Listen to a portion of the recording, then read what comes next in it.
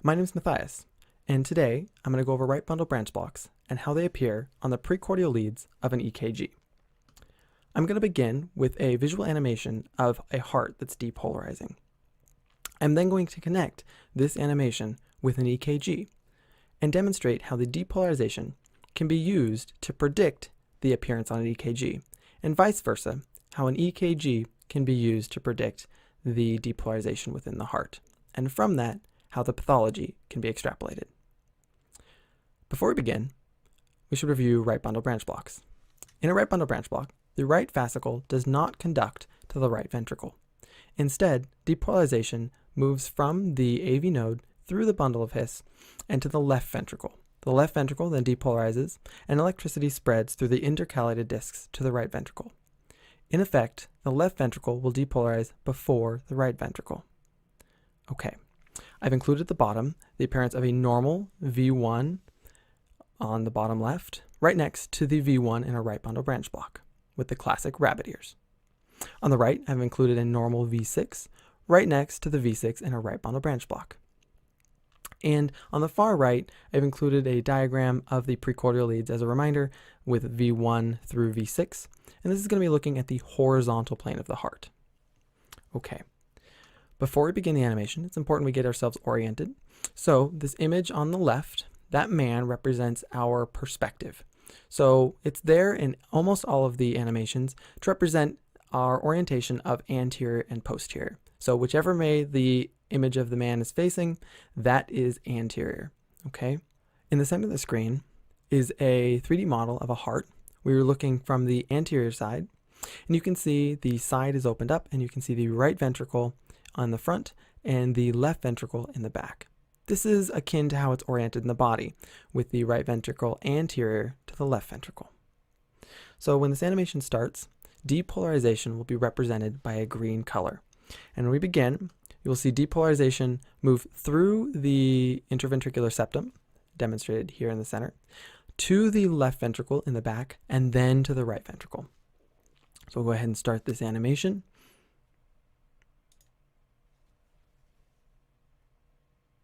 You can see it moving down the interventricular septum, through the left ventricle, then to the right ventricle. All right, at this point, the animation is going to change perspectives. We'll rotate around the side of the heart and then to the top of the heart. As it does this, we'll be adding a horizontal plane. Okay, so I'm going to go ahead and pause the animation just to reorient ourselves. At this point, we're looking from the top down onto the heart, and we're looking at a horizontal plane. So you can see here, this is the heart and one horizontal slice of it. In the center here, denoted by a small ridge, it's slightly difficult to see on this image, is the interventricular septum. You can see the image of the person over here making this anterior and this posterior, with the leads being V1 through V6, V6 coming from the lateral side. All right, we'll go ahead and continue this animation.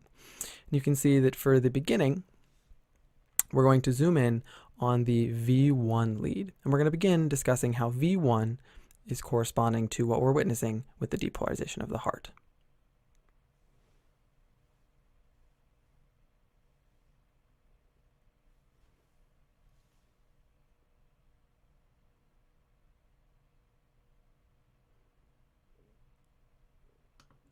Okay, so the V1 lead, the EKG, I've demonstrated here at the top. It's the classic bunny ears, where it's a slight upward peak with one large downward peak and one large upward peak. Okay, so it's important to note that the perspective we're looking at this from is from the V1 lead. So this dashed white line is in essence what that V1 lead is going to witness, where anything moving towards the V1 lead is an upward spike, and anything moving away from the V1 lead is a downward spike.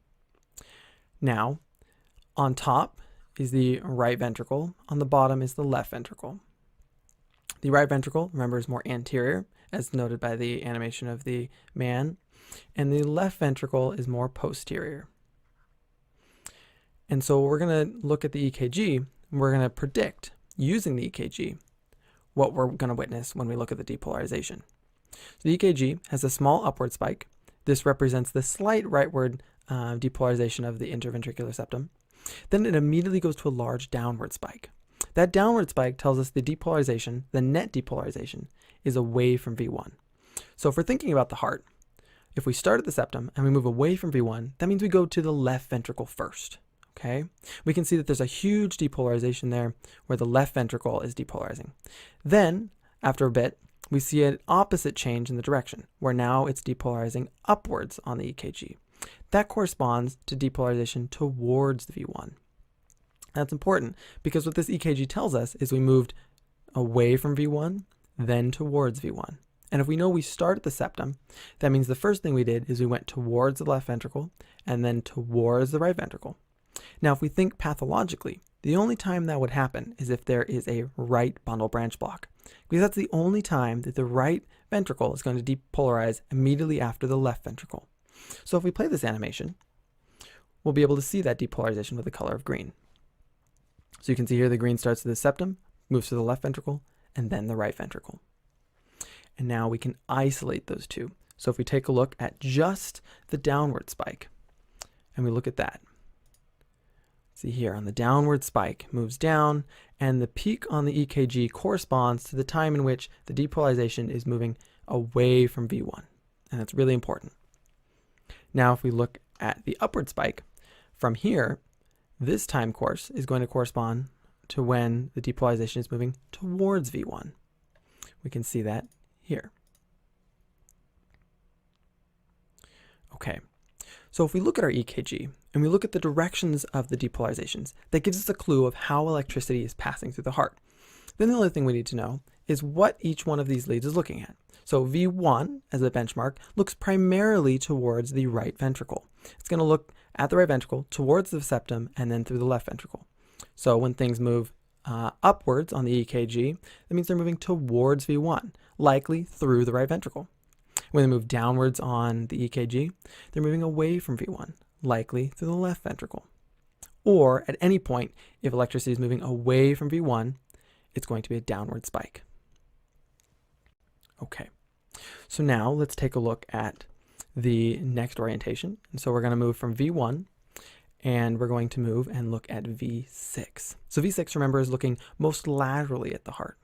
And so this is going to primarily see the left ventricle. Okay, so again, here in the center, we have our interventricular septum. And in this case, V6 is going to witness electricity moving along this dotted axis. Now, if we look at the EKG, we see that initially there's a large upward spike. And from last time, we know that a large upward spike corresponds to electricity moving towards the lead. Okay, so in this case, using the EKG, we can predict that the electricity is moving through the left ventricle first. And then the second bit of the EKG is a downward spike. Using that, we can predict that the electricity is moving away from the V6 lead. And using that, we can predict it's moving through the right ventricle.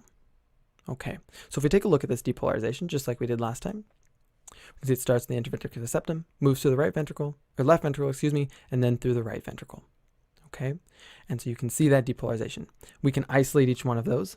Again, if we look at the upward spike, that's going to correspond to electricity moving towards V6. We can see here, upward spike, and it's moving towards V6 indeed.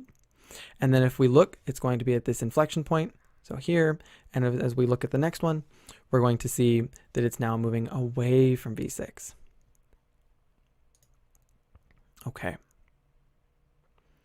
So using this method of looking at the EKG and looking at our electrodes and where they're placed, you can predict where electricity is moving throughout the heart. Again, if it's moving upwards, it's moving towards that lead. And it's moving downwards, moving away from that lead. And any electrical path is going to do this. So I'm briefly going to mention, I didn't have time to animate it, but in example, the left bundle branch block. In the left bundle branch block, I'm going to clear all the drawings on the screen. In a left bundle branch block, from V6, the EKG looks like this. Okay? And that's because in a left bundle branch block, electricity moves out like this, moves through the right ventricle, and then moves out through all of the left ventricle. Okay? So what happens is you'll get a very small downward spike that sometimes is not visible on the EKG. And that downward spike corresponds to this very minuscule amount of tissue of the bundle of His moving, or the bundle of His moving down the interventricular septum through the right fascicle and then through the right ventricle. But notice that the right ventricle starts distally. It starts distally and then moves towards the left ventricle, which means that the net depolarization is always towards V6. So if the net depolarization is always towards V6, then it's always going to be an upward spike on the EKG. This is why when we look at a left bundle branch block in the position of V6, we primarily see an upward spike. And that's because the depolarization, even though it starts in the right ventricle, the vector or the net direction of depolarization is towards the left ventricle. And as long as the depolarization is moving towards the left ventricle, it's going to be an upward spike on the EKG. Okay.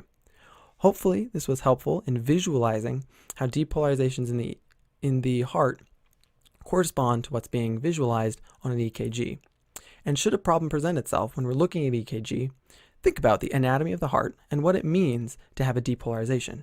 If you need, draw yourself a picture and then take that and extrapolate how a pathology of the heart could result in depolarization patterns that are seen on the EKG. Wish you all the best of luck with your studies, and if I don't see you, I hope you all have a wonderful break.